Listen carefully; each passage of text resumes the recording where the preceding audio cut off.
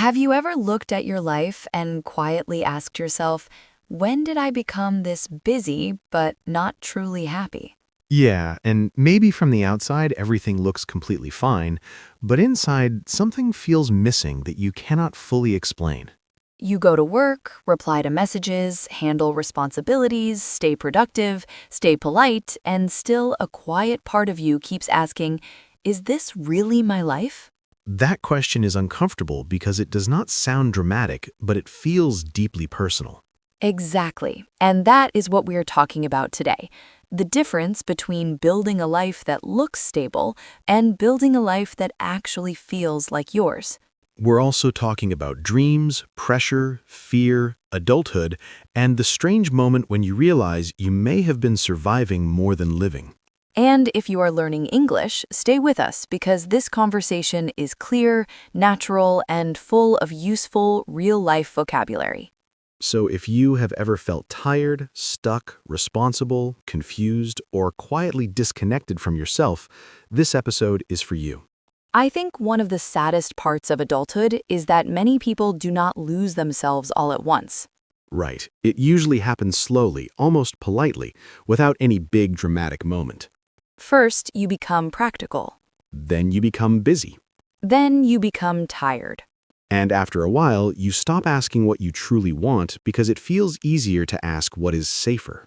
That is such an important shift because the question changes from what kind of life feels meaningful to what kind of life feels manageable.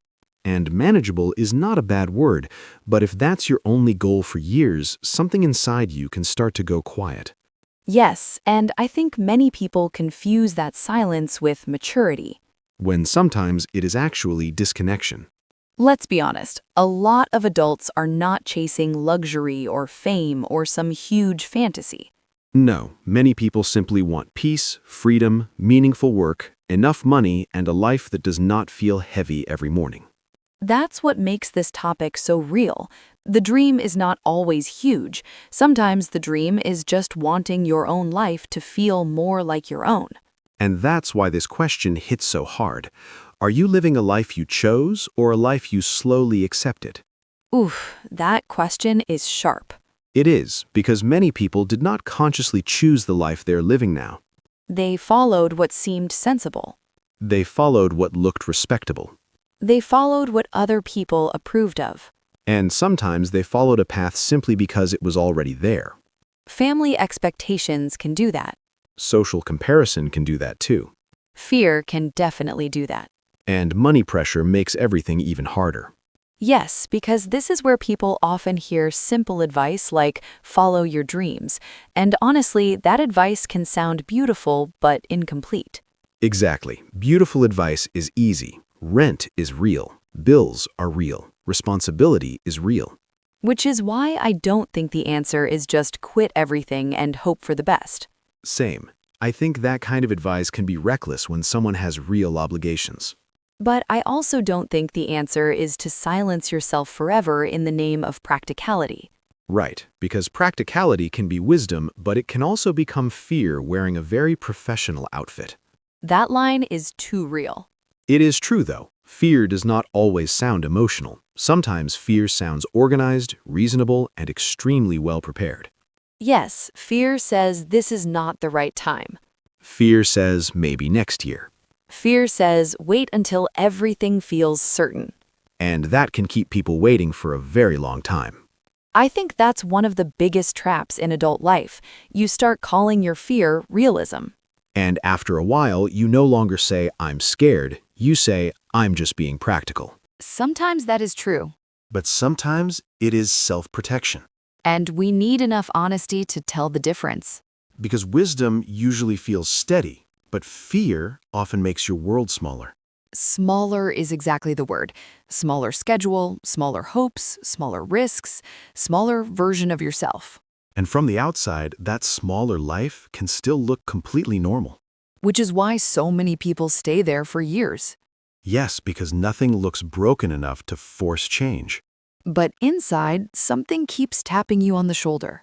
In the car, late at night, during a quiet walk, in the middle of a normal Tuesday. That inner voice says, I am still here. And maybe that voice is not asking for a dramatic reinvention. Maybe it is just asking not to be ignored anymore. I really like that because not every dream needs a giant leap. Exactly. Sometimes the healthiest move is not a leap. Sometimes it's a plan. Sometimes it's saving money. Sometimes it's learning one skill. Sometimes it's applying for one opportunity. Sometimes it's waking up to the fact that you have been emotionally absent from your own life. And honestly, that awakening matters more than people think. Because once you can tell the truth, then you can start moving with intention, Not with panic. not with fantasy, Not with pressure. but with conviction. Conviction is powerful because it does not require you to feel fearless.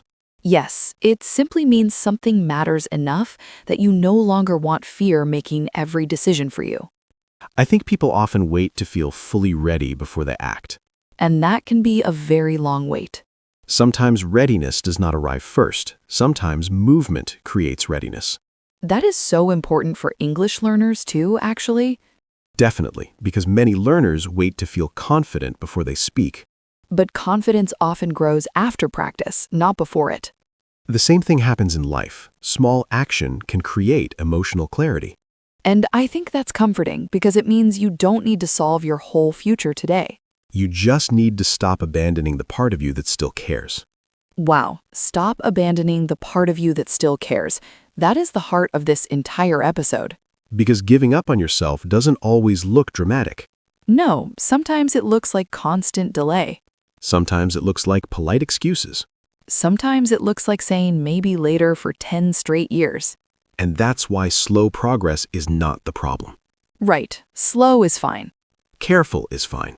Thoughtful is fine. What becomes dangerous is permanent postponement. So maybe the better question is not, should I follow my dream or be practical? Maybe the better question is, how do I stay loyal to what matters while still being responsible in real life? That feels wiser And kinder. and more sustainable. Because dream and practicality do not have to be enemies. They just need a healthier relationship. Yes, a dream without responsibility can become chaos. But responsibility without inner truth can become emptiness. And nobody wants to build a life that looks successful but feels disconnected. So if you're listening today and feeling behind, confused, or quietly frustrated, maybe don't ask what giant move you should make. Ask what honest step you can make. One conversation, One plan. one new habit, 1 hour of study. one application, One boundary. one brave truth. One small act of loyalty to the life you actually want. And now let's slow down for a moment and look at some useful vocabulary from today's conversation. Our first word is aspiration. An aspiration is a strong hope or ambition for your future. Example, her aspiration is not fame. She simply wants a peaceful and meaningful life. Our next word is apprehension. Apprehension means a quiet feeling of fear or worry about what might happen. Example, he felt apprehension before making a major career decision. Next, the phrase play it safe. To play it safe means to choose the safer option and avoid risk. Example, she wanted to start something new, but in the end, she decided to play it safe. Next, conviction. Conviction means a strong inner belief that something is true, right, or deeply important. Example, she spoke with conviction about the kind of life she wanted to build. Next, hold back. To hold back means to stop yourself from saying or doing something you really want because of fear, doubt, or pressure. Example, many people hold back for years, not because they're lazy, but because they're scared. And our final phrase is work toward. To work towards something means to make slow, steady progress in the direction of a goal. Example, you don't need to change your whole life in 1 month. You can quietly work towards something meaningful. And honestly, those words describe real life very well. They do, because life is not only about bold action. It's also about fear, patience, honesty, and quiet progress. So maybe we leave you today with one simple question. What matters to you that you have been pushing aside? And what would it look like to move one step closer to it this week? Not perfectly, Not dramatically. just honestly.